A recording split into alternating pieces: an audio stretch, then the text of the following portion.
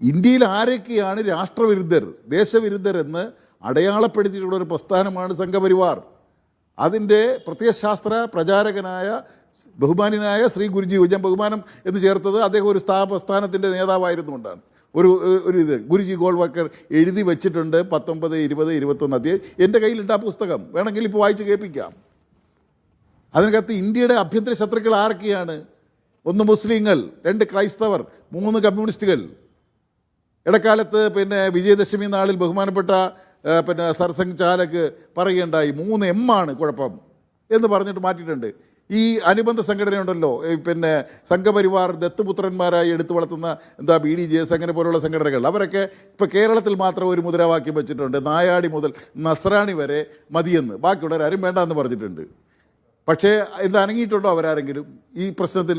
ഇപ്പോൾ ഓടി അങ്ങോട്ട് പോകുന്നത് എന്ന് പറഞ്ഞു കഴിഞ്ഞാൽ, കേരളത്തിൽ തിരഞ്ഞെടുപ്പ് വരുന്നു, പാർലമെൻറ്റ് തിരഞ്ഞെടുപ്പ് വന്നപ്പോൾ കേക്കും കിരീടവും ഒക്കെ ആയിട്ട് കൊണ്ട് നടന്ന് പല തരത്തിലുള്ള ചെപ്പടി വിദ്യകളൊക്കെ കാണിച്ചു. അതിൻ്റെ ഒരു ആവർത്തനമാണ് ഇവിടെ കേരളത്തിൽ കൂടി.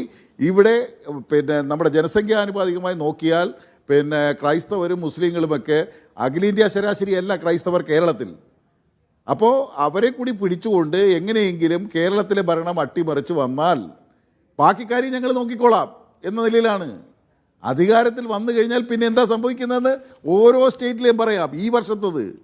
ഈ വർഷം നടന്ന ജനുവരിയിൽ നടന്നത്, ഓരോന്ന് മാർച്ച്, അതുപോലെ ഏപ്രിൽ മധ്യപ്രദേശിലെ മലയാളി ക്രൈസ്തവ പുരോഹിതനെ തല്ലിച്ചതച്ചു.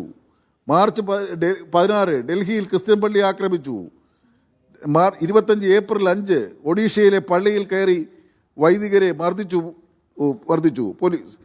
ഏപ്രിൽ 5 ചണ്ഡീഗഡിൽ ദുഃഖവെള്ളിയാഴ്ച അവധി എടുത്തു കളഞ്ഞു. നിങ്ങൾ ഓരോന്നെടുത്ത് നോക്ക്. ഹരിയാനയിൽ ഏറ്റവും ഒടുവിൽ ഒരു പാവം ബ്രാഹ്മണ ചെറുക്കനെയാണ് കൊന്നത്. മുസ്ലിമാണെന്ന് പറഞ്ഞ് കൊല്ലുകയാണ്. അവൻ മാട്ടിറച്ചി ഉപയോഗിച്ചെന്നോ എന്തോ പറഞ്ഞ് തല്ലിക്കൊല്ലുന്നു ആൾക്കൂട്ടം. തല്ലിക്കൊന്നു കഴിഞ്ഞ് 18 വയസ്സ് മാത്രമുള്ള ഒരു ബ്രാഹ്മണ ചെറുക്കനാണ്. തല്ലിക്കൊന്നു കഴിഞ്ഞപ്പോൾ അറിയുന്നത് അയാൾ ബ്രാഹ്മണനാണ്, പിന്നീട് അറിയുന്നത്. എന്നിട്ട് ഇവരെല്ലാം കൂടെ പോയി ആ വീട്ടിൽ ചെന്ന് മാപ്പ് ചോദിക്കുന്നു. ഒന്ന് ആലോചിച്ച് നോക്കിക്കേ, എന്താ ഈ രാജ്യത്ത് നടക്കുന്നത്? അതിനെയെല്ലാം ന്യായീകരിക്കാൻ ഇതുപോലുള്ള ആളുകൾ, കെന്നഡിയെ പോലുള്ള ആളുകൾ ഉള്ളതാണ് നമ്മുടെ രാജ്യത്തിൻ്റെ ഏറ്റവും വലിയ ദുരന്തം. ഇതിങ്ങനെയുള്ള ഇത്തരത്തിലുള്ള സംഭവങ്ങളെ ശക്തമായി നമ്മുടെ കേരളത്തിൽ കാണുന്നുണ്ട്.